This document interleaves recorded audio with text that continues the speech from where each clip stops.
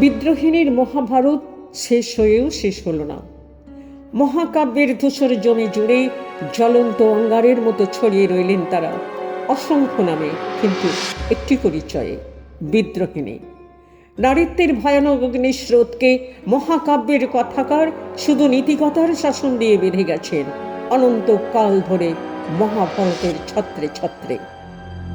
তারা জেগে আছেন আজও আমাদেরই মধ্যে, অন্য রূপে, অন্য নামে, অন্য পরিচয়ে। তারাই তো আমরা। তাদের বিদ্রোহ যে আমাদের বিদ্রোহ। ঘরের চৌকাঠ পেরিয়ে প্রতিনিয়ত যা বয়ে যাচ্ছে জীবনের রণাঙ্গনে প্রবল অস্তিত্বের জয়ধ্বনি দিতে দিতে। ভারতের বুকে আজও কন্যার জন্ম সত্যবতীর বর্ণে বিচার্য। অসম বিবাহের আলিন্দে আজও গান্ধারীর মৃত স্বপ্নের চোখে সমাজের অন্ধ বস্ত্রখণ্ড। আজও অসবর্ণ বিবাহের কটাক্ষে হিড়িম্বার অপমান জেগে আছে। জেগে আছে আদরিণী বধূ হওয়ার মূল্যে সুভদ্রার অস্তিত্বহীনতার আর্তনাদ। জেগে আছে সবটুকু। জেগে আছে শকুন্তলা নামের একা মায়ের লড়াই, অথবা বৈধব্যের আদিমতা উলুপির কাহিনীকে মিথ্যে প্রতিপন্ন করে। জেগে আছে রূপান্তরকামী শিখণ্ডিনীর অম্বার শপথ বুকে নিয়ে।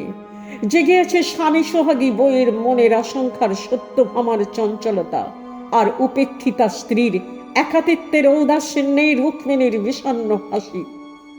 আজও পুরুষ স্বভাবা নারীর অপূর্ণতার পরিহাসে চিত্রাঙ্গদা আর উচ্চকুলের স্বার্থে বলি প্রদত্ত বালিকা উত্তরা জেগে আছে এই সমাজে, এই ভারত ভূমিতে। আর জেগে আছে দ্রৌপদীর লাঞ্ছনা, তার আলুলায়িতকে সীতার রজস্বলা বস্ত্রখণ্ডে।